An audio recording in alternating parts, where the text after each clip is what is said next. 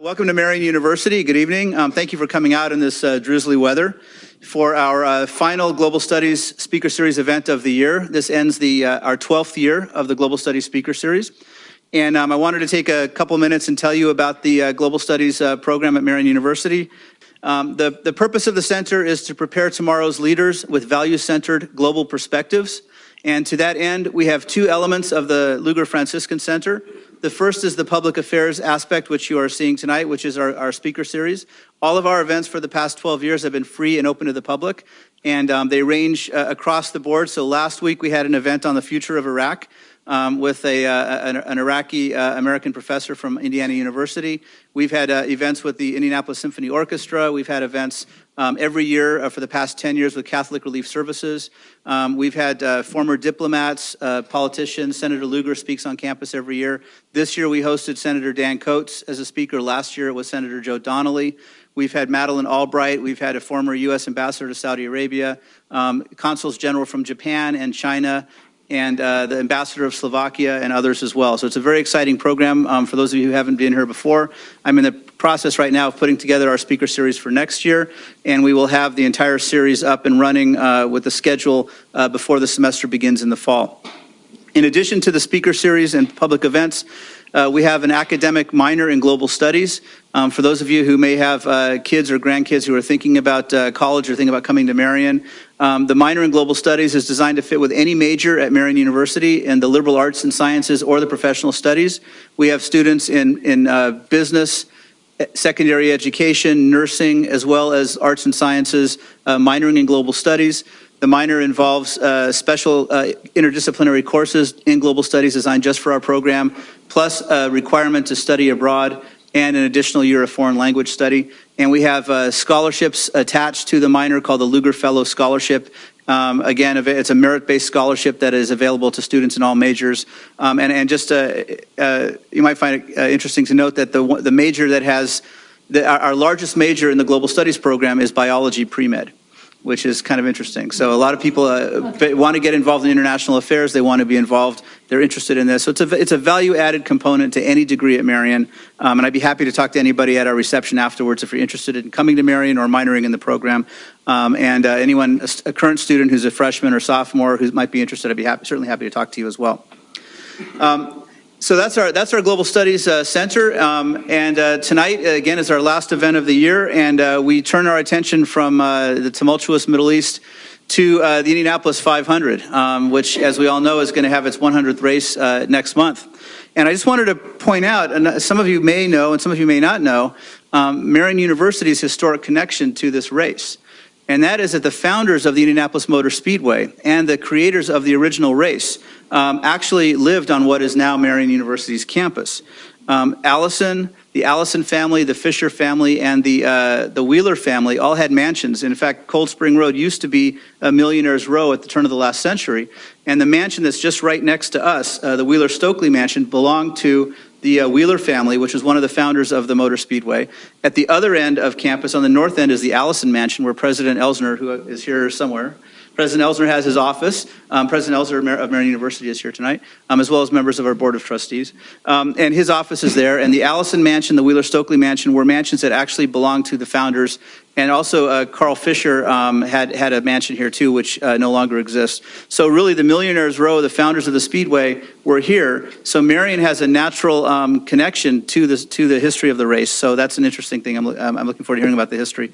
Also, for those of you who are students, you well know this, as well as alumni, every May you can hear the practice sessions and the race itself from campus. We can hear the cars going around the track, and it's a very exciting sound. And it's not something you hear on a typical college campus. So on that note, let me go ahead and introduce our speakers for tonight. And we're very excited that it turns out that we have two speakers instead of one. And so this is going to be a really nice event. And you will be able to ask questions after they speak. And then after their presentations and the questions and answers, we will then go into the lobby for a reception. There will be light refreshments. You can take photos and talk to each other and all of that. So first, let me introduce Mark Miles. Mark Miles is President and Chief Executive Officer of Hulman & Company, which is comprised of Clabber Girl, Georgetown Realty, the Indianapolis Motor Speedway, INDYCAR, IMS Promotions, and various other business entities. Prior to joining Hulman and Company, from 2006 to 2012, Miles was president and chief executive officer of the Central Indiana Corporate Partnership, a nonprofit regional alliance of corporate CEOs and university presidents focused on long-term growth and economic development throughout the Central Indiana region. Mark has extensive business experience in the world of professional sports. In 2008, he led a successful effort to earn Indianapolis the right to host Super Bowl 46. He was chairman of the board of the 2012 Super Bowl Host Committee with 18 staff members and thousands of volunteers, including my wife, who was a volunteer.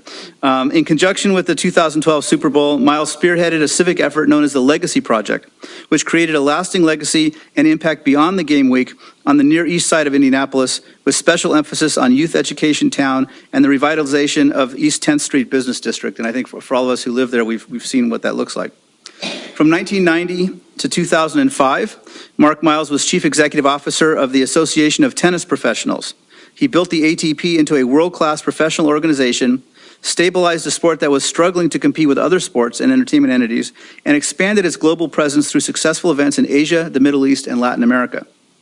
In 1984, Miles was chosen to organize and produce the Pan American Games that were held in Indianapolis in 1987. As president of the organizing body, he led the $100 million event with 38,000 volunteers and staged the most successful Pan Am Games in history. Miles earned his bachelor's in political science. I must say, people always ask me, what can you do with a political science degree? President Elsner has a political science degree. I have one. You can do, I'm not in the same category, but you can certainly do things with a degree. He earned his political science degree from Wabash College, and he's a member of the Wabash College Athletics Hall of Fame. He and his wife Helen have 4 children and 4 grandchildren, and they reside here in Indianapolis. Doug Boles, or J. Douglas Boles, has served as president of the Indianapolis Motor Speedway Corporation since June of 2013. He is responsible for the daily operations of the Indianapolis Motor Speedway, including all 4 of its world-class racing events: the Indianapolis 500, the Grand Prix of Indianapolis, the Kroger Super Weekend at the Brickyard, and the Red Bull Indianapolis GP. Doug Boles has spent much of his professional life in the world of motorsports. Prior to becoming IMS president, he served as chief operating officer of the Indianapolis Motor Speedway and also as vice president of communications for Hulman and Company. An Indiana native, Boles was a founding partner of Panther Racing, one of the INDYCAR Series' most successful teams, and served as a co-owner and team chief operating officer from 1997 to 2006. He served as executive vice president of the marketing and advertising agency Ignition, Inc. from 2006 to 8. He then became partner in the marketing agency i3 Worldwide while conducting his own private law practice, primarily representing drivers, race teams, and sponsors.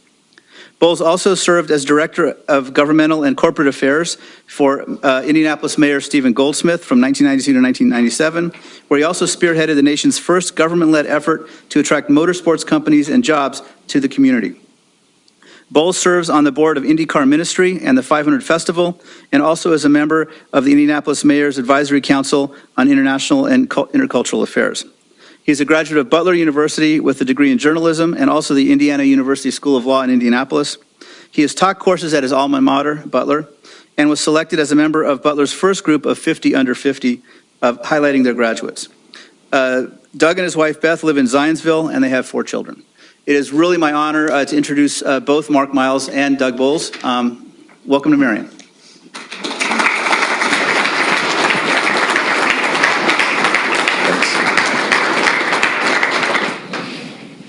So I have a feeling you're all still wondering what one can do with a political science degree.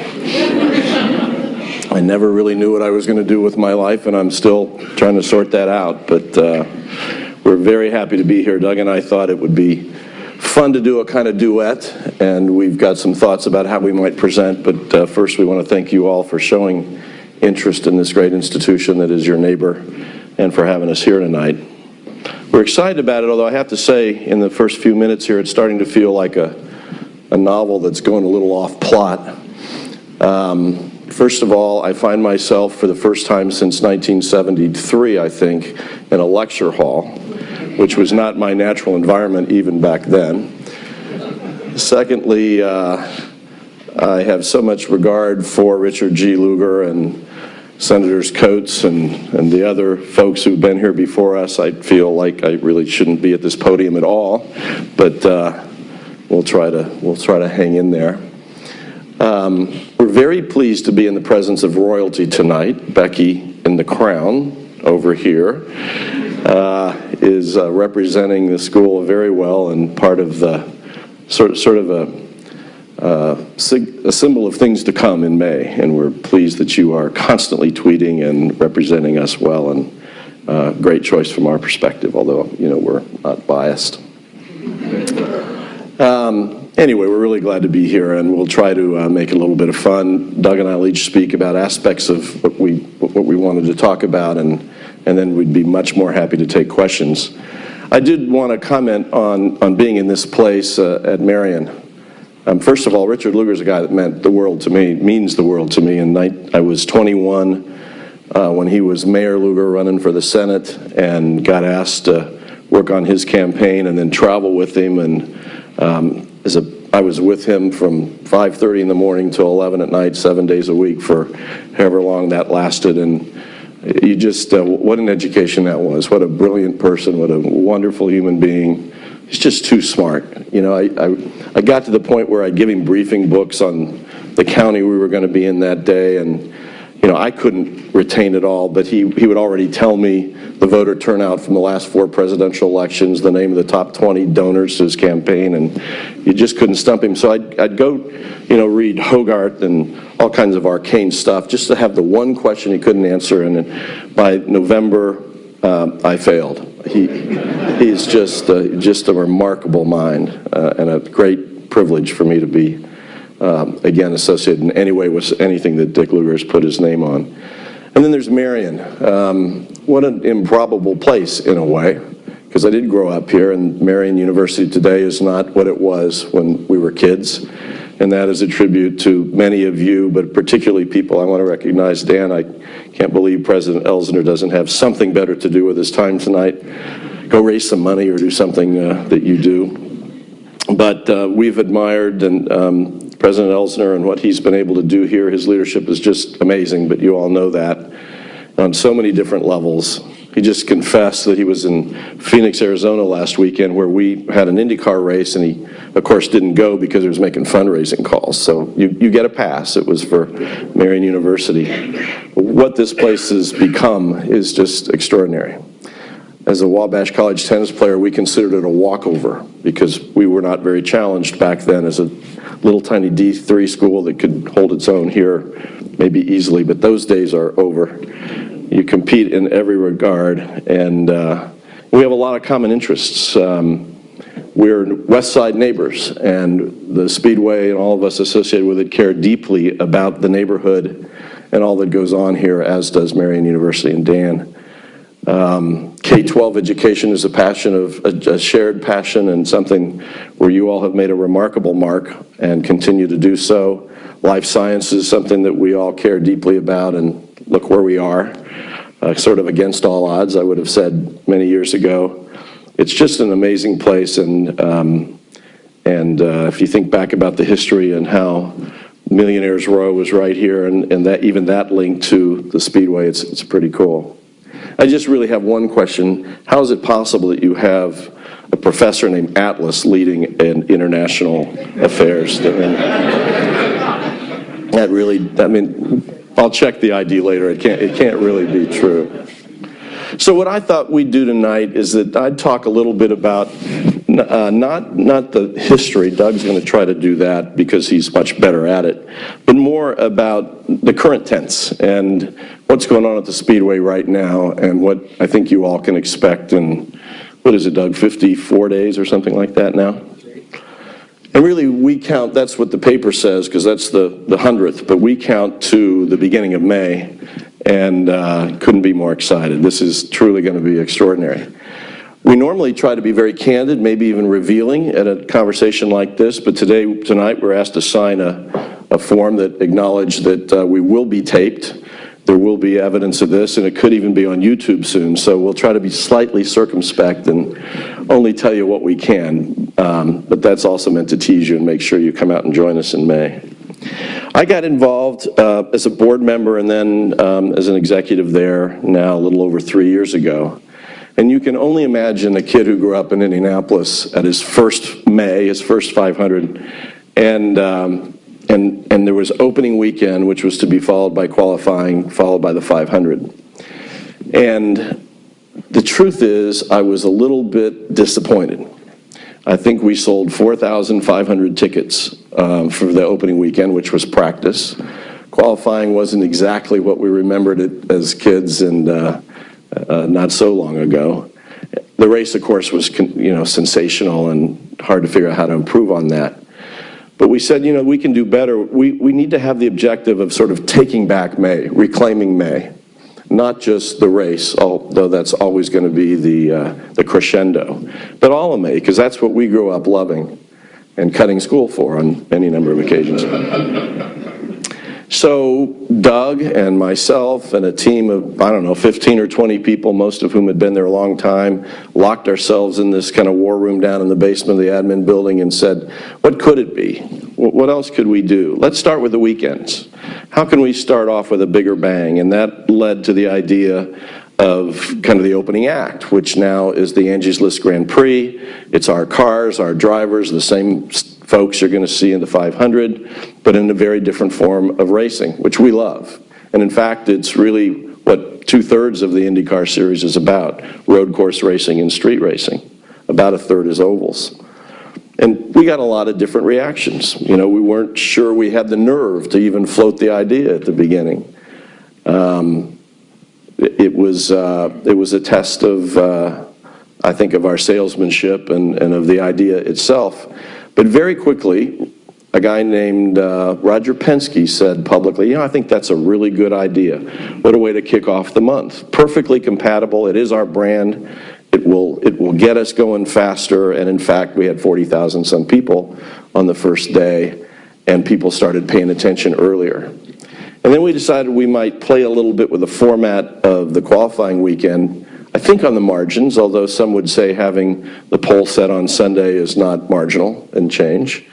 But we wanted to do it because we were also having a conversation with ABC Television, and we believed we might convince them to take all 3 weekends, which they subsequently did. So we have live telecast of the Angie's List Grand Prix, 2 hours on both Saturday and Sunday of the qualifying, and then, of course, the race itself. And this will be their 52nd, I think, consecutive broadcast of the 500, so they're very proud of what they call the property as well.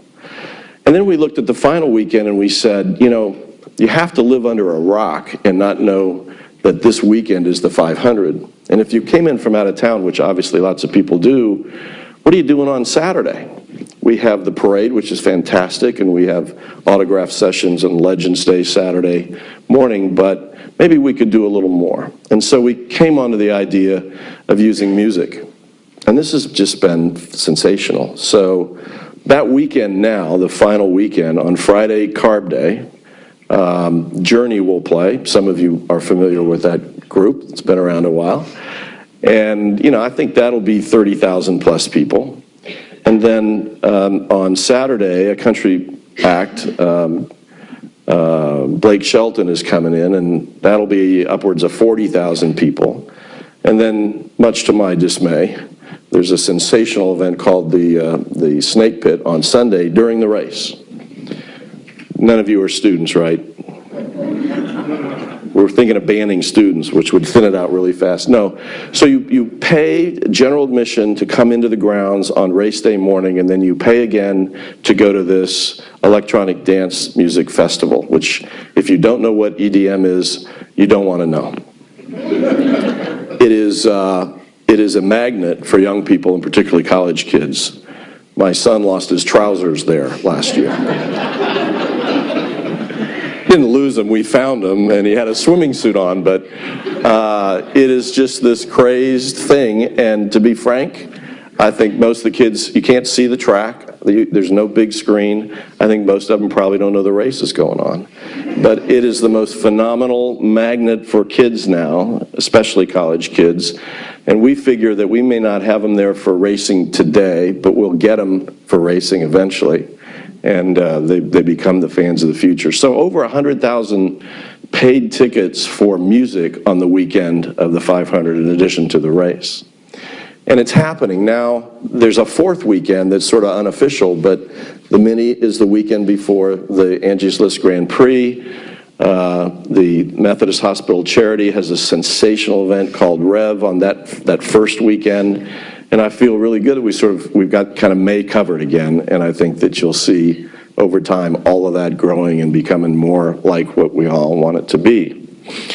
But with that in mind as sort of the platform, let's talk about what you can expect this year at the 100th anniversary, the 100th race, that is.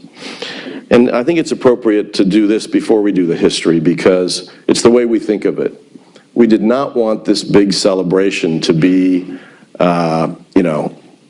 a year of looking in the rearview mirror. We will honor the history, but fast forward is actually one of our sort of themes for the celebration, and it's all about where we go from here, which of course we expect to be up and forward. So with that in mind, I'm going to do this and tell you about it. The first thing, other than this platform that kind of has been built over the last few years, is Project 100. This was countercultural for the Hulman George family and for us.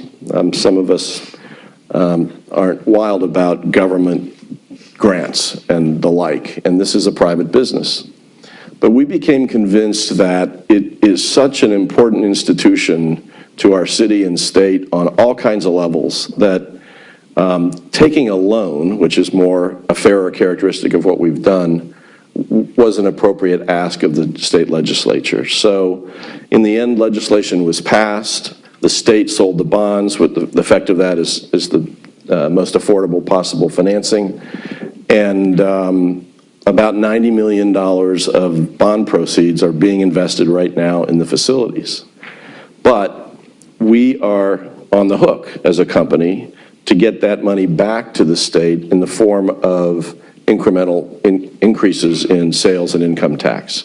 So it's a kind of incremental tax financing program.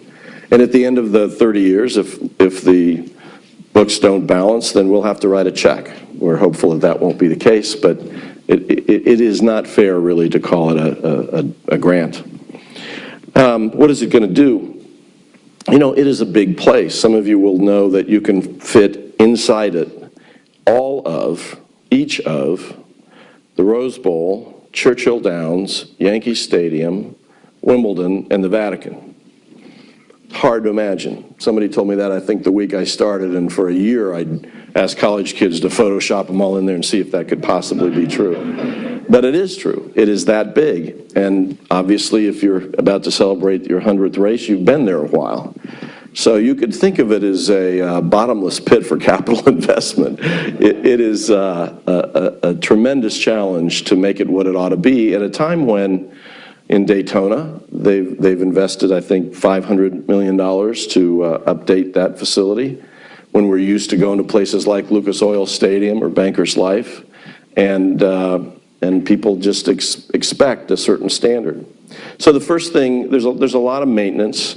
An early thing was paving the road course so that Grand Prix race would be a great success as a competitive event. Most of the money is going into improvements in the grandstands, in the upper level of the grandstands, on the first, from coming out of the fourth turn all the way through the first turn in the penthouse. There will actually no longer be green folding chairs circa 1980, which for a person like me are likely to collapse when you sit on them. Instead, there'll be not benches and chairs, but proper stadium seats like you're used to at Lucas Oil Stadium, with drink holders and all those amenities, and a lot of Wi-Fi, not as much as we want, but we're gaining on it. There's improvements to suites and new sections, and I think it's going to be a great fan experience. And the good news is a whole lot of people have decided they want to experience it. So, how'd that happen? Is it simply that you say, this is the 100th running and there are new facilities so everybody wants to turn out, or is there more to it? This is kind of Indianapolis's special sauce, and it wasn't necessarily a no-brainer. But the idea was, could we go to the 500 festival and propose to do what this community has done so well, whether it was the Pan Am Games or the Super Bowl or Final Fours, and create a kind of host committee in town, so to speak, and not just count on ourselves to promote it and advertise it, but invite anybody who wants to play a role, who wants to be part of the celebration, to get involved. And dollars aren't coming to us for this, but $1.5 million were raised from corporate contributions to the festival to make this program possible.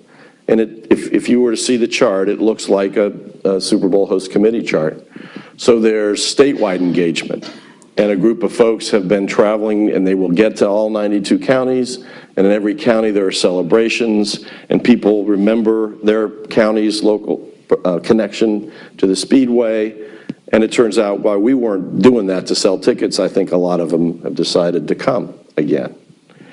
And there's front porch parties, and the ambition in May is that 100,000 people in central Indiana will have checkered flags, on their porches, and will have their families' parties and remember their families' rituals over all the years. And there's mixology contests in the bars, and you might have read in the Star this morning that we went to the Arts Council and said, you guys, have you any interest in participating? I said, sure, let's go find 33 artists who, rather than making a traditional race fans welcome poster, want to do an objet d'art of their own design. And so there's 33 works of art now that have been unveiled, and they'll be all over town and then eventually sold. And they went to the Humanities Council, and they said, how about we run a poetry contest? A poetry contest. Not my first instinct. But wrong again, right? I mean, it turns out that in the early days of the 500, there was a poetry contest, and it was part of it. And I think the winning poem each year was in the program. And so we've just tried to imagine every possible way that somebody who lives here, whose family has celebrated, who's had their own traditions, and thinks 100 versions of it is a big deal, could get involved. And the response has just been crazy, overwhelming. The result, though, is sort of unfathomable. I know that I've signed a release, and we've sort of said this publicly already, so I'll just say it again. I'm sure as I'm standing here that unless something goes terribly off the rails, it'll be sold out, which, 1995 maybe would be about the last time that happened. The suites are already long gone. We're building 14 new suites, chalets that are temporary, like you'd see at a PGA Tour event in the first turn of the infield, looking out over the infield, and a few just north of the turn 2 suites on a temporary basis, because we have friends like Penske and Ganassi and Schmidt and on who say, I know I have 2 suites, but I have got to have another suite. And we're finding ourselves making enemies because we didn't have enough inventory to provide people for the way they wanted to celebrate it. So that's gone. Call the ticket office tomorrow and see what you can find. There are still a few seats, but they are going fast, and I think in very early May, the reserve seats will be gone.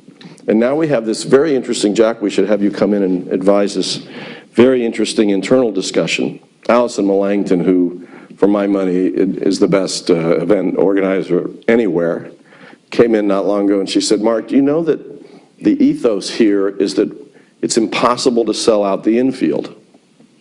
When you think about that, by the way, we put about 7,500 cars in the infield now, which we didn't used to do to that extent. And you say, well, how it's not infinite, it doesn't grow. How is it possible that you can't sell it out? Well, that's the way we've thought about it, apparently, for a very long time. And then she says, but I think we should be talking about the toilet paper. The toilet paper. I thought we were talking about the speed. Yeah, well, we're going to have 80 to 100,000 more people out there than we had last year. Last year was sensational. What about the toilet paper? Which is, of course, sort of a metaphor for everything. When you have another 80 to 100,000 people, whether it's traffic or parking or security or hydration or concessions or toilet paper. So we have this unbelievable occasion, and she actually thinks that there is a number at which we will have to say, we got to close the infield, which of course is rational, I think, at some point. So it is an unbelievably cool set of problems to have and challenges to solve for. And I think it means that it's going to be like it was in about 1995, an event we will all be very proud of. So that's what you're going to see here if you're here and you don't go to the lake on Memorial Day weekend.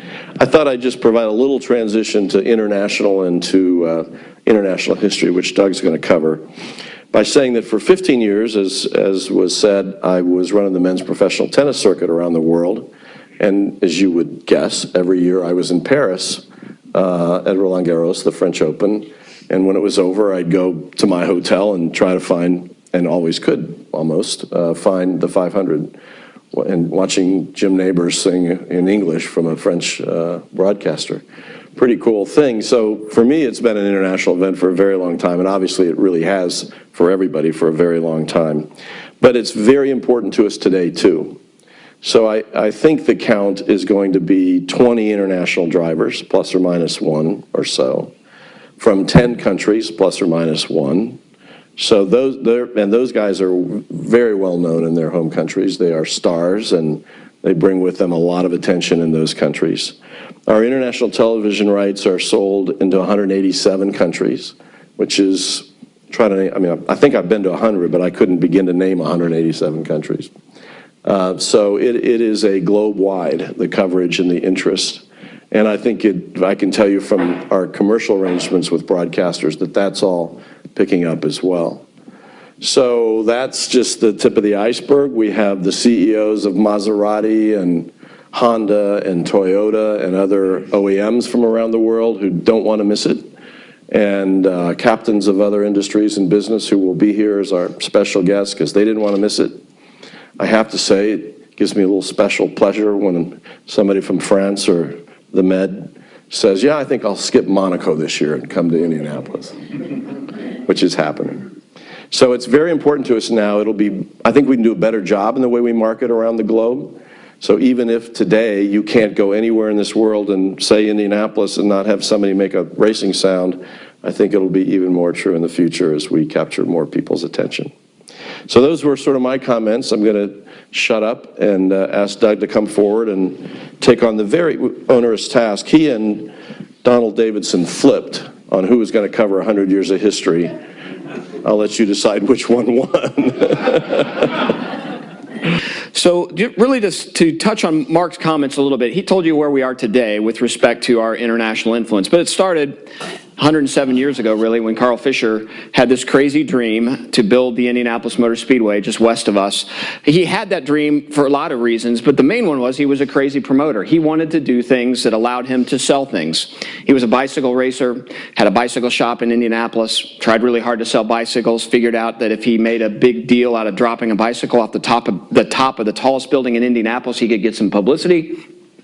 So that was kind of the way he was, and actually he did that. The police told him not to, said they'd arrest him, so they waited for him that morning when he was supposed to drop it, couldn't find him. What had happened is Carl had actually spent the night in the building, so he could drop the bicycle and still get the publicity. When cars became the thing to have, he figured out that if he attached a hot air balloon to a Stoddard Dayton, which is the cars that he was trying to sell, flew it over the city of Indianapolis, it was going to help him sell cars. So he's an unbelievable promoter.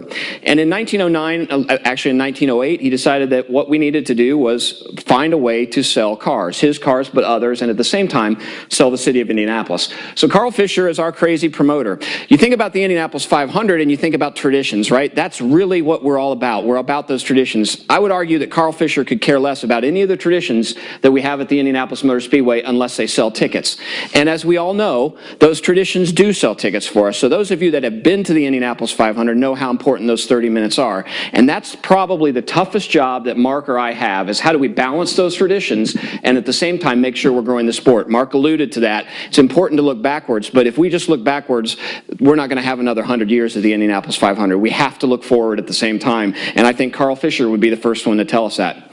Carl Fisher obviously has a great connection to this university, as you guys heard earlier. So it's a pretty famous photo. The guy on the left is a guy named Henry Ford. All of us know Henry Ford and what he did. So back in 1911, when this shot was taken, he hadn't quite made the name that he was ultimately going to make. And then you have the four founders of the Indianapolis Motor Speedway to his left. Three of those founders actually built their homes right here on Marian University's property. Carl Fisher started that, and then James Allison and Mr. Wheeler came along and did the same thing. Actually, there's a funny story about that.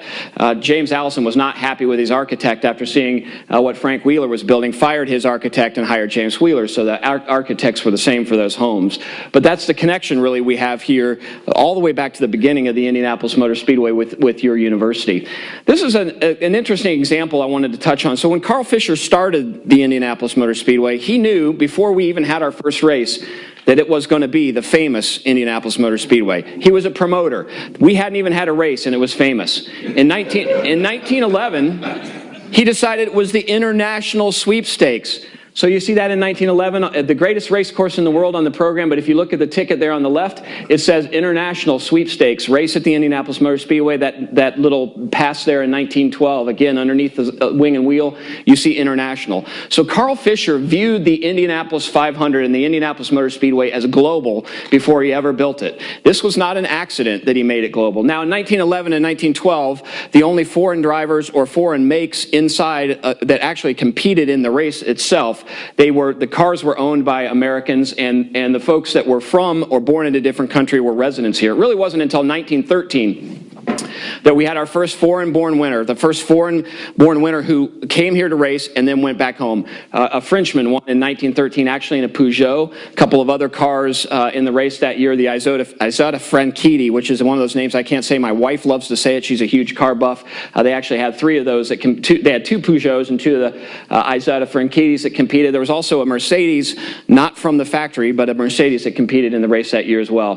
1914, French driver. So now we've had four Indianapolis 500s, two Americans and two French drivers, two foreign drivers in one. So already there was a significant global impact, starting from his international sweepstakes through these first few drivers. You get an opportunity to see in 1915, 1916, our drivers that won. 1916 actually was a guy named Dario Resta. You guys know the name Dario now, not because of a 1916 winner, but because of our three-time British winner by the name of Dario Franchitti. We had World War I, and after World War I, we came back and started racing in 1919. A guy named Howdy Wilcox won, and in 1920, a guy named Gaston Chevrolet won the race. It's a name we all know, right? It's a Chevrolet. When you hear Chevrolet, you think American. You think American manufacturers, American cars. Well, at that point in time, Gaston Chevrolet was not driving a Chevrolet, and in fact, he was one of the brothers of Louis Chevrolet, who started the Chevrolet Motor Company, but ended up winning the 500 in 1920. He also had a brother named Arthur Chevrolet, who competed at the Speedway in 1909 when we first started running races there. Gaston won the race in 1920. He was not a U.S.-born driver, but again, has that name that ultimately we all think of as a very American name. You'll see this as I go through these slides here. The sad thing about Gaston, and there's two other drivers that we'll point out in here, won the race in 1920, unfortunately was also killed in 1920 and did not get to see the 500 become what it was. Mark talked about Maserati and the importance of Maserati being at the 100th running of the Indianapolis 500. This is arguably the most famous car in the history of the Indianapolis Motor Speedway. This Boles Special Maserati, which was just built down the road here on 16th Street, just north of the old Busch Stadium. In fact, the building down there has been reclaimed by some Indianapolis businessmen, and they're going to try and restore it. But our three-time Indy winner, Wilbur Shaw, won in that car. And Wilbur Shaw, later in World War II, is the reason the Indianapolis Motor Speedway exists today. He went and he found Tony Hulman and convinced Tony Hulman to buy the Speedway after World War II. But that is arguably one of our most famous cars, and again, not American. Wilbur Shaw, however, was a Hoosier. This is 1946, the first race after World War II. George Robson, not born in the U.S., British born, lived in Canada. You see a famous little tradition that actually started before World War II, but he was continuing it right after the race of World War II as George Robson's drinking milk there in Victory Lane of 1946. Then we went through a long period of time where we didn't have any foreign-born drivers that won the Indianapolis 500. I highlight this 1964 slide for a reason. This is a pretty historic photo of two of our most famous race car drivers in our modern time, and in some level, the most famous drivers ever to compete at the Indianapolis Motor Speedway. And the car number one is A.J. Foyt. He'll be our first four-time winner and one of only three that we've had in our 99 races. And the other guy is a guy named Parnelli Jones. This is the last year where the dominant roadsters, where the cars were made here with the engines on the front, would win the Indianapolis 500 in 1964. And in 1965, the British Revolution, or the rear engine revolution, came about. And as you see, as you look at this 1965 front row, there's A.J. Foyt a year later in a car with the engine behind him. Jimmy Clark, maybe one of the most famous race car drivers in the history of motorsports globally, in the middle. He'll go on and win this race in 1965. And then on the outside, another very famous American race car driver by the name of Dan Gurney, who was racing in Formula One. Dan didn't have the success at the Indianapolis Motor Speedway that A.J. and Jim Clark did, but still is one of the most famous drivers to have competed at the Speedway. This is a front look. I thought it was a cool photo. I wanted to stick it in here of Jimmy Clark's Lotus and with him peeking over the side. Those cars were much lighter, a little bit less horsepower than the Roadsters did, but they turned out to be the way of the future. So that is really the roots of the cars that you see today. So if you added some wings to them, unless you really were into those cars, you might think that they were the same. So a side view of Jimmy Clark's car from 1965. This is a name that we all know, and I highlight Mario Andretti for a reason. Mario Andretti you think of as an American race car driver, but he was born in Italy. But he ended up winning the Indianapolis 500, winning the Formula One World Championship. Mario is one of our best ambassadors in our sport, and Mark would agree with me on this. He's also one of the most difficult men in the paddock to please. Mario has opinions, and if you aren't aligned with Mario's opinions, it's a tough day when you're arguing with him. But Mario is more passionate about the Indianapolis 500 and INDYCAR racing than anybody I've ever met, and still to this day is driving a two-seat INDYCAR at almost 200 miles an hour at the Indianapolis Motor Speedway, giving people rides and kicking our races off. So at almost 50 years after he won the Indianapolis 500, he still believes he could get in a car and win again today. But that is one of our sort of Italian-born Americans that we have exported and ended up winning the World Championship in 1978. So some of you guys are still too young. Some of you in the room will remember this. I highlight Arie Luyendyk for the reason that born in the Netherlands, Arie really brought back in what was beginning to be, he and Emerson Fittipaldi came into the series in the late 80s and early 90s, where we'd gone through another period of time of lots of American drivers. And these two drivers brought a lot of international notoriety to us. Arie was best known for his hair. And in fact, still to this day, Arie has some tremendous hair. This was an important moment in the history of the Indianapolis Motor Speedway when Emerson Fittipaldi won the Speedway in a Roger Penske-driven car. It's the first time that the winner actually got $1 million. The purse wasn't $1 million. The winner himself took was able to take home $1 million. Off to the side of the photo, what you don't see is the Brinks truck and all the guards that were there as they brought $1 million out to the yard of bricks for Imo after he'd won the Indianapolis 500. A Brazilian-born driver, and that was really the first of what is now a huge influence of Brazilian drivers in our series today. This is an interesting story as well about our history. And again, this is a British driver by the name of Nigel Mansell. Nigel Mansell was an unbelievable Formula One driver and won the Formula One World Championship in 1992. And he did something that no one has ever done in modern times. He won the World Championship, and instead of defending his World Championship, he chose to come to the United States, race in the Indianapolis 500 and in the kart championship. He actually had a pretty good race at the Speedway until he was in an accident and didn't win. But he did go on to win the INDYCAR Series title in 1993 as the backup to him winning the Formula One Championship in 1992. This, I mentioned Chevrolet. George Robson was also another driver that was unfortunately killed after winning the Indy 500. This is maybe one of my favorite photos in the 5 million plus photos that we have in our archives at the Indianapolis Motor Speedway. And I think this is Dan Weldon in 2011. And there is, just looking at his face, you see what it means to win the Indianapolis 500. Here's a British-born kid who grew up loving the Indianapolis Motor Speedway. It didn't matter what you asked Dan Weldon. You could ask Dan Weldon what the weather was like outside, when was his birthday, what's his favorite food, and within a sentence or two, he would get back to talking about the Indianapolis 500 and how the Indianapolis 500 was the coolest race in the world. He won his second 500 in 2011. Had no idea he was going to win it. He was sure he was going to finish second or third. Cars were having trouble running out of fuel. It was a really strange end of a race. The leader at the time looks like he's going to win, goes through turn 4 and crashes, continues to roll with the car up against the wall, half of it gone. J.R. Hildebrand trying to get to the start-finish line. Weldon knows he's there, passes him, and wins the race. This is what it feels like to win the Indianapolis 500. Dan Weldon walked out, kissed the bricks, laid on his back, kicked his feet, dumped the milk on top of him. That is maybe, to me, the best expression of what it's like to win the Indianapolis 500. I just started working at the Speedway in 2011. It was my first 500 as an employee for the Speedway. And what I was so excited about this is because the way Dan was and how passionate he was for the Indianapolis 500 and how every conversation revolved around the Indianapolis 500, he became a two-time winner, which set him apart from a lot of our other drivers. And I thought, here is a guy that we're going to be able to have for the next 50 years to help promote the Indianapolis 500. So passionate about it. And unfortunately, we lost Dan in 2011 at the end of that season. But that, to me, is exactly what it means to win the Indianapolis 500. This is a guy you all know. Many of you know him from Dancing with the Stars, Helio Castroneves. Again, our Brazilian connection. Helio is one of our three-time winners. He's the only one in the field. He's our only driver that's still driving with an ability to win 4 races. People often ask Mark or ask me what would be the best driver to win the Indianapolis 500 in terms of promotion. It's a lot of arguments for a lot of drivers. Usually, to me, it kind of comes down to 3. This guy would be one of them. The idea that we could have another 4-time winner to stand alongside A.J. Foyt, Rick Mears, and Alan Sr., and one as colorful as Helio Castroneves, I think our fans would be really, really excited about that fact. The other 2 for me, one is a guy named Marco Andretti. The Andretti name in Victory Lane, after all the trouble they've had in almost 50 years since Mario won, I think would be fantastic. And being a Hoosier, wouldn't it be great if Ed Carpenter won the Indianapolis 500? So those are the 3, I think, for us, or at least for me, would be great to promote around. But again, the Brazilian influence is pretty strong in the INDYCAR series right now.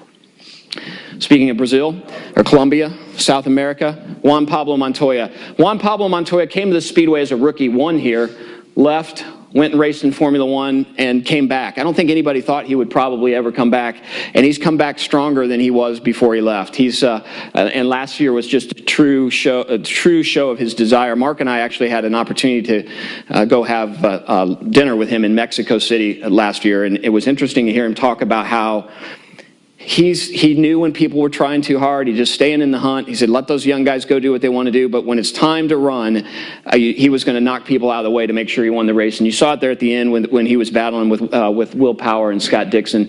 And for me, I was excited that he won it, and actually excited for him to win it, because I think the first race, I don't know he knew exactly what winning the Indianapolis 500 meant. And then to come back 12 or 13 years later, I think he really knows the value of winning the Indianapolis Motor Speedway.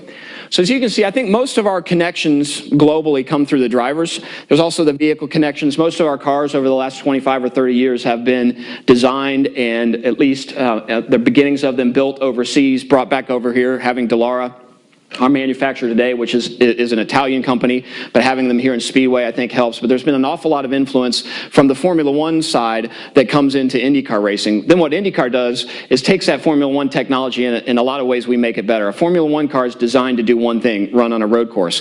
We have to design a car to do 3 things, run on a road course, run on an oval, and also run on a street course. And they're very, very different. So we have the most versatile cars and the most versatile drivers in the world in the IndyCar series, because they have to be, in order to win a championship, you have to be good at all 3 of those. But there's significant influence in the way that our drivers, our mechanics, our crew chiefs, our cars all have that global influence, maybe today more than they ever have. When you think about racing globally, the one thing that this city and this state does is we export the INDYCAR brand, the Indianapolis brand, all over the world. And if you talk to anybody in the world and you ask them what are the triple crown of motorsport, they're going to tell you the 24 hours of Le Mans. They're going to tell you Monaco. Some people might argue that it's the Italian Grand Prix at Monza, but generally it's Monaco, and the other one's the Indianapolis 500 without a doubt. They are the 3 greatest races in the world, and the Indianapolis Motor Speedway, if you ask the drivers who have competed in that, will tell you hands down, if they could pick any one of those 3, it would be the Indianapolis 500 that they would want to win.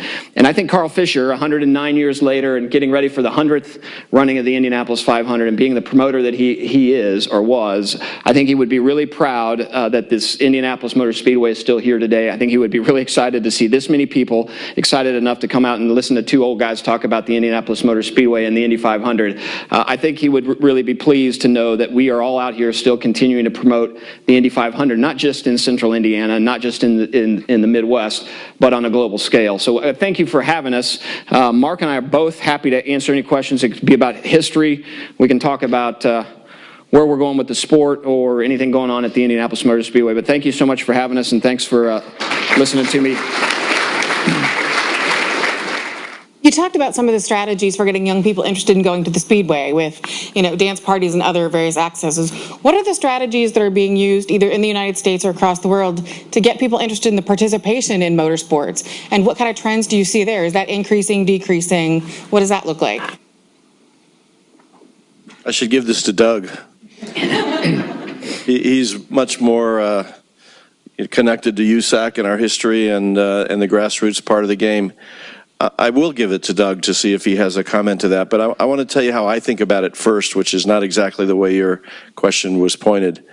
I think, we were always the proving ground. We were always the place for innovation and technology, such as it was.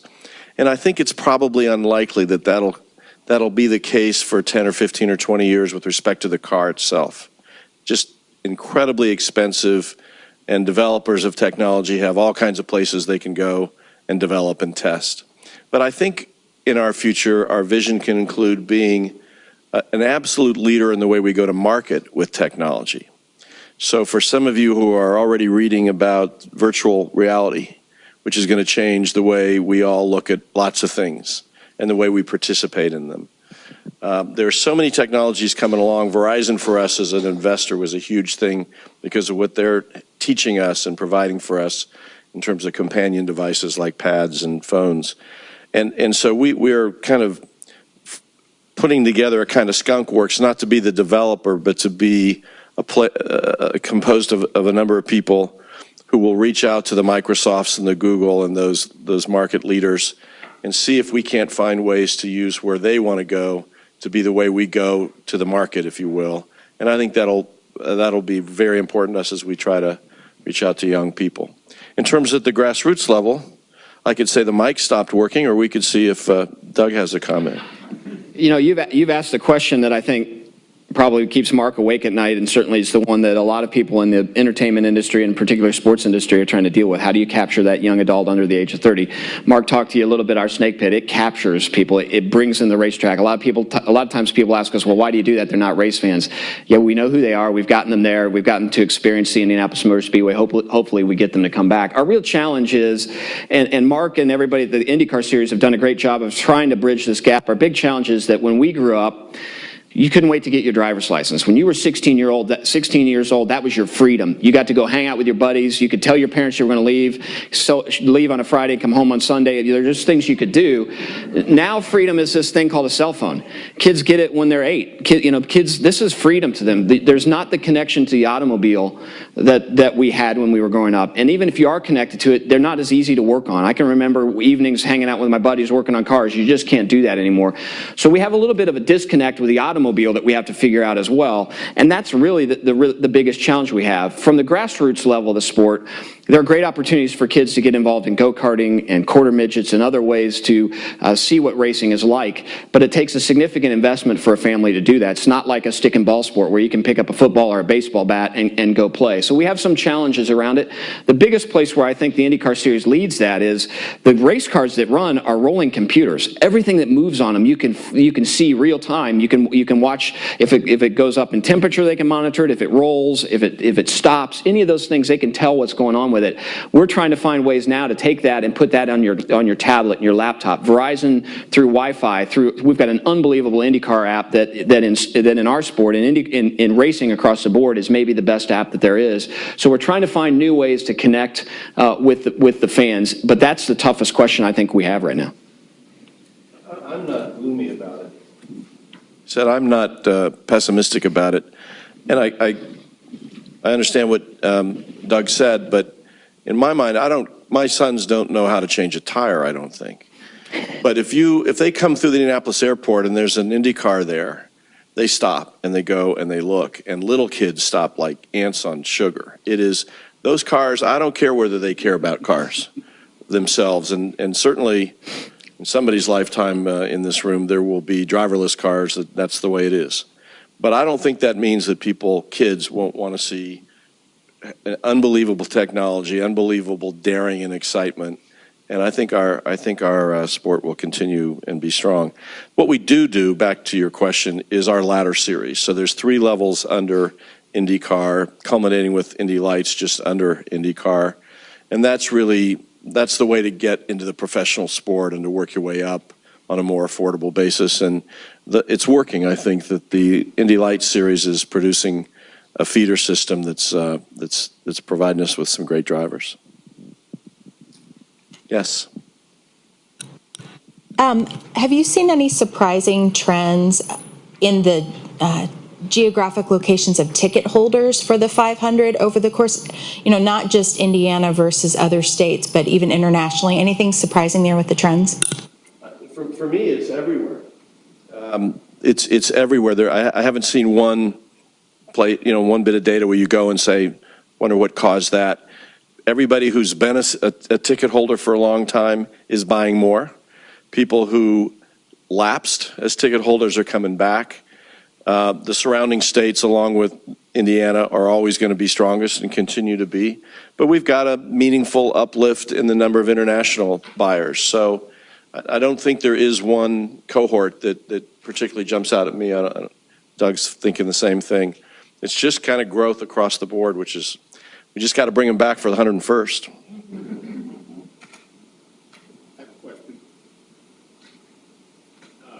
I read in the paper several months ago that the field may not even be full with 33 cars.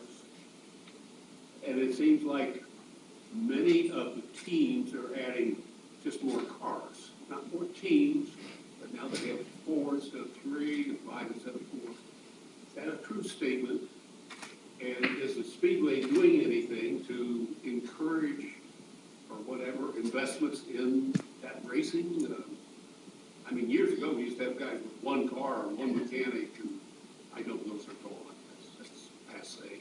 Yeah, good question. A couple parts to it. One is, are we going to have 33 cars or more? I don't remember where you might have read that somebody was skeptical. There are always skeptics. There will be 33 or more cars trying to get in the race, so don't be concerned about that. And the other part of the question is kind of the consolidation of teams for the INDYCAR series itself, where we have 21 or 22 full-time teams, cars, that race all of our races. And then, of course, it gets boosted up for Indianapolis.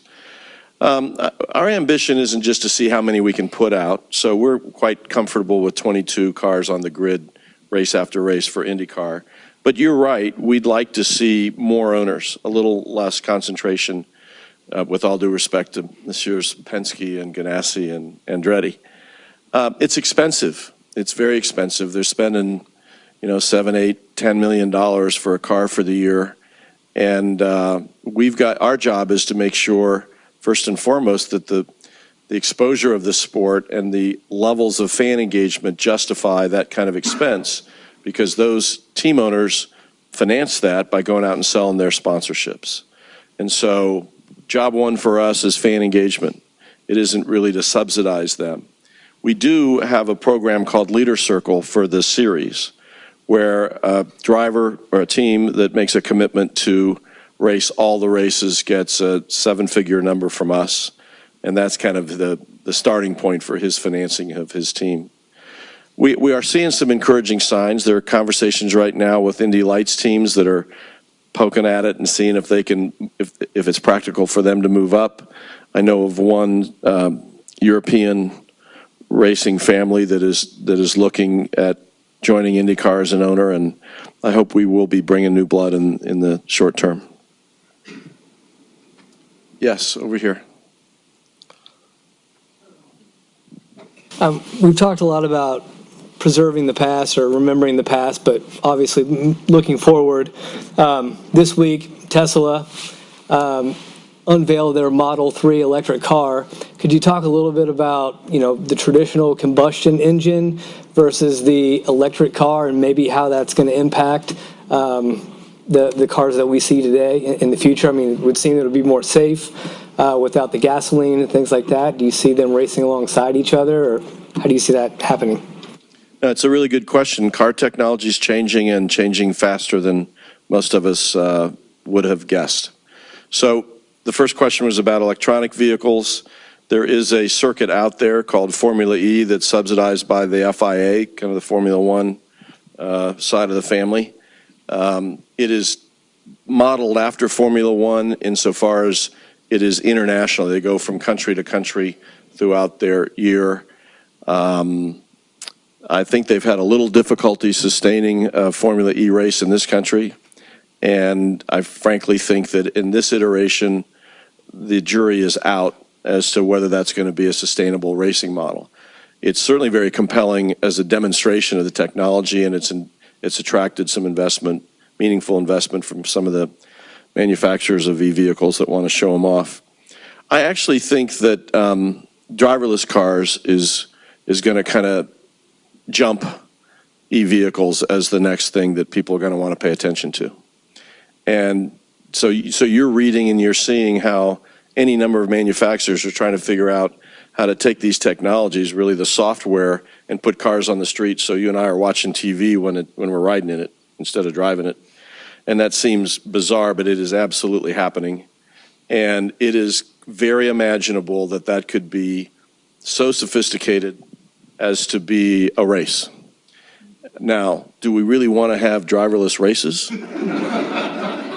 I don't know. But kind of back to the Formula E piece, maybe we have a companion series that shows those technologies so the manufacturers, the developers can show it off in front of our crowds who come to see our people, our drivers. But it's certainly, along with the other technologies I mentioned briefly, happening and happening fast. And should we live long enough, that'll be the way we get around. So we got to take it into account. I think there's a question over here. Right button. Here I got it. Would you comment on the fact that in the past the race has been blocked out in live time, so we have to go to Chicago or somewhere to see it? Any thoughts on that? Yeah, you missed the point. I know the point. We don't want you to go to Chicago to see it. We want you to come to the track and then go home and see the re-air, which has about a 12 rating, I think. You know, it's a tough question because our event is not like an NFL game or an NBA game. It's once a year, and you can create your own pro forma. But attendance is vital as a revenue source to the success of this, more so than television today. Those lines are going to, I hope the attendance number doesn't come down, but I think the television values will increase, and that'll affect our judgments about it.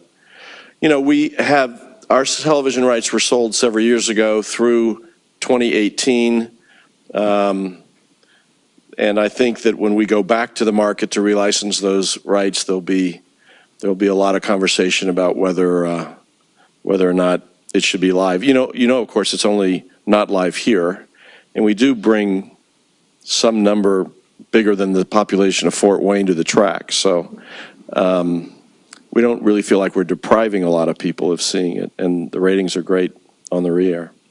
You never know. Times may change. Big events are bigger when live television's part of it, and maybe someday a sellout like in the NFL blackout policy will be a opportunity to make it live here. We'll see. We're going to talk Pan Am games? Some of us have gotten past the point where it's not advisable for us to even try to go. No, you know, I didn't mean to be flip about that. I think that's fair. We have young people, older people for whom it's more and more difficult to go, and we certainly want you to continue to take part in one way or another. You got a question? First of all, thanks for adding an oval before Indianapolis. And it was interesting to see what happened.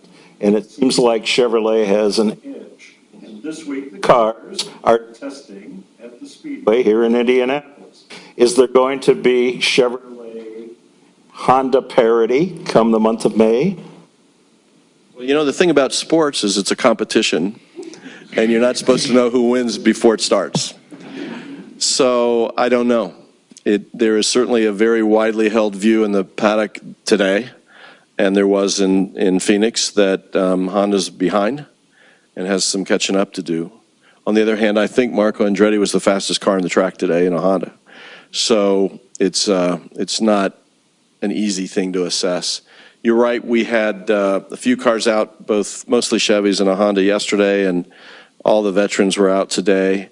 And the data is all being poured over right now, and I think by Friday we'll probably have to make a decision as to whether there are any tweaks to the rules that are already in place under the circumstances. But I will tell you, at least for me, the inclination is you make the rules, you set it up so there's competition, and they got to compete.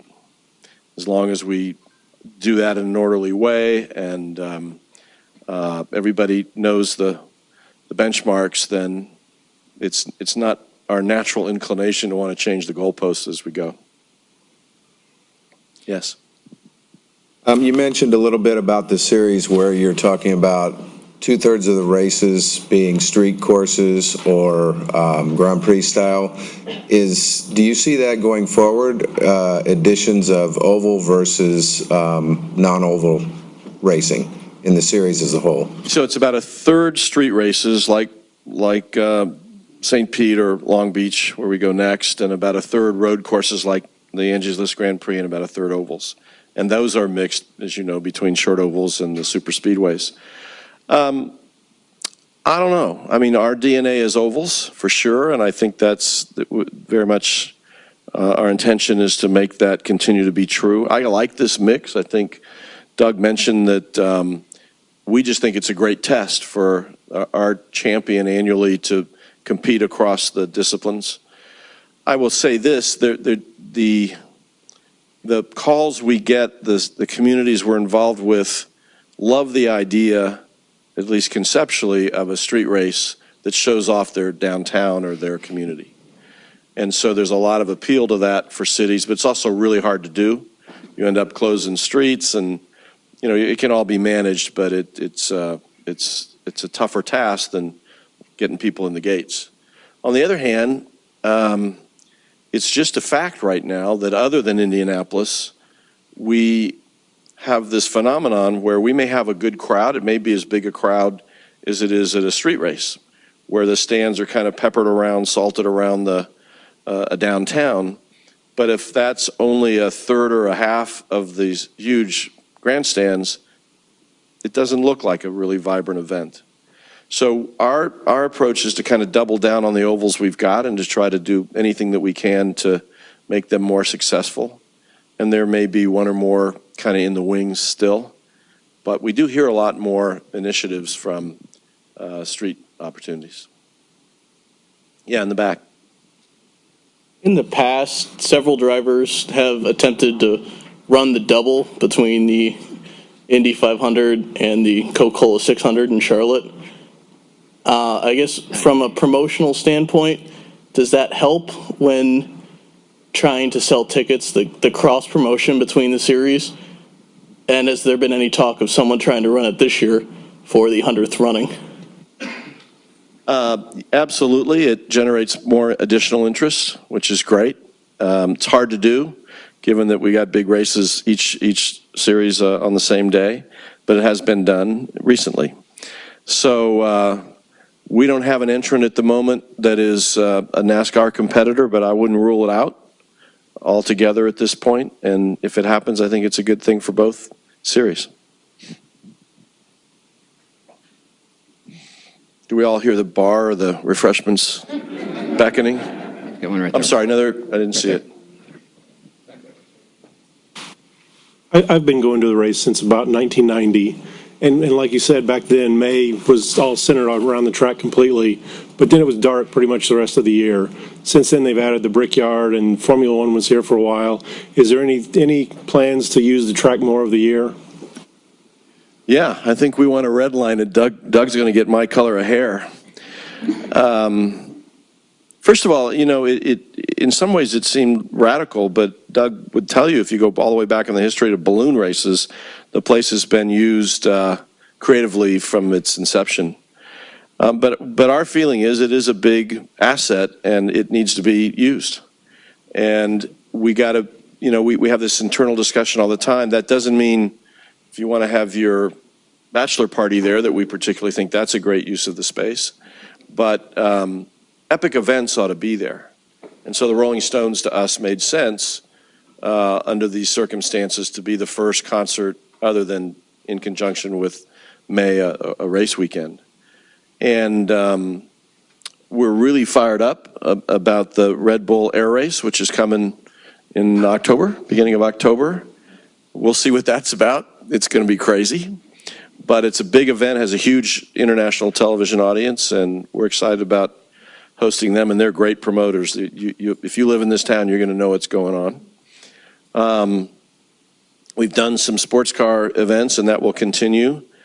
We think we're now in the music business. I mentioned the volume of tickets in May, and we are constantly on the prowl for not the run-of-the-mill event, but for big music events. And I think our aspiration is to do a couple a year outside of our racing events for now, and probably never, what's never, but we don't see ourselves being a concert venue that does 10 events a year. We want big events that are meaningful to people, and we'll keep looking. Yes, sir. Your motorcycle racing. Well, the question was, what's the future of motorcycle racing at the track? Doug and I were thinking about buying bikes and going out there. Oh, you want to come in on that? Seriously? Yeah, right. So the motorcycle race, for those of you that don't know, when Formula One left the Indianapolis Motor Speedway, MotoGP came in, which is the Formula One of motorcycle racing. It was a relatively popular event here, and for MotoGP standards, unless you're in Spain or one of the places where it was really, really popular, we had good crowds. The challenge for us and the challenge for the folks at Dorna was it was expensive for us to get them here. It was even more expensive for them to get themselves here. So we could help a little bit, but then there was a gap for them. They had to travel to the U.S., so they travel all their bikes, all their mechanics, and then get them, set them up, and then they'd be finished on Sunday, pack everything up, and they had to be in Prague, Czech Republic on Wednesday. So the cost for them to travel was really, really difficult. The great partners, we enjoyed being with them. The last 3 years, we had really successful events. Attendance numbers were going back up again. So we agreed at the end of last year with Dorna that we were going to take a year off, and we'll just continue to talk to each other and figure out where we go going forward. Personally, and Mark can tell me if he thinks I'm wrong, but I don't see that happening in the next few years. I think economically it's just going to have to work for everybody. This community embraced it, certainly in motorcycles. Downtown Motorcycles on Marian was a fantastic event.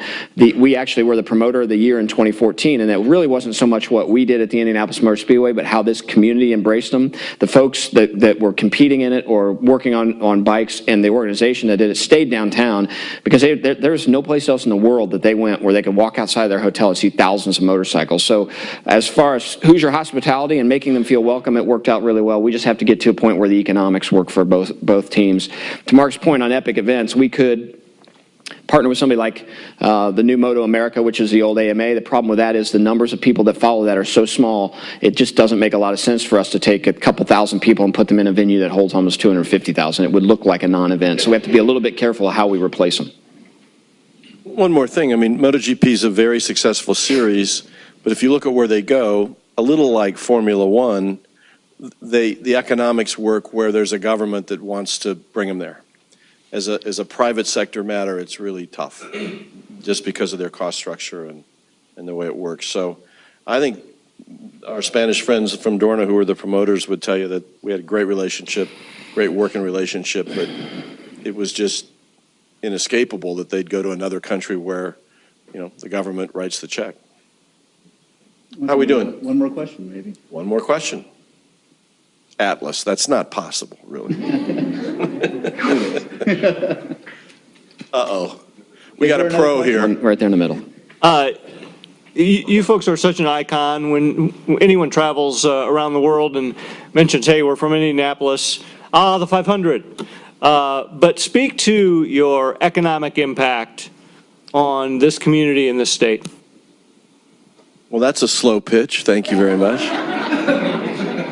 That question got asked a lot. Mark, let me put an add on to that. Do you sell Sun King beer at the 500? Okay, but I get the connection. So when we went to the General Assembly to see if the state was interested in helping us finance these bonds, obviously we got a lot of questions about that, and it really was the way we thought about it. It isn't just that the place affects Hoosiers for so many generations and almost the way they see themselves in some cases. It is economic development. So we had the same folks do the study that did it for the Super Bowl, and I don't talk about them much because I think with respect to our friends in the economics discipline, they can do what they want with those studies. So when I ask for them, I usually say, I don't want any multipliers. I want to know about other people's money being spent here. And so as a tourism matter, that's the way we look at it. And the Speedway every year on that basis equaled the Super Bowl. So I guess we're at least as conspicuous in Indiana, but I don't think we think about it that way. But it is. It's a Super Bowl in terms of the other people's dollars that we import in May and all year, including the Brickyard for our events. And then the other part of it that some of you will have some line of sight on is this industry that's here because of the Speedway. So another aspect of internationalism we failed to mention is I don't know how many British and French and Australian and international engineers are here. So there is this mini cluster that brings really well-paid, really smart people and their families here to support the teams and the supply chain for the cars. And Delars, just on Main Street of Speedway, is one example of a fabulous company from Italy that is, they're not just building buildings on Main Street and building cars for us. They import a lot of talent, and they're doing a lot of things besides racing. So I don't remember the number, to be honest, David, of the cluster's value, but it's meaningful. It's not life sciences or logistics, but it's a source of some vitality for the local economy. And I don't know whether Coors lets us sell Sun King or not, but we can probably find a way to get you one if you. Thank you all very much for having us.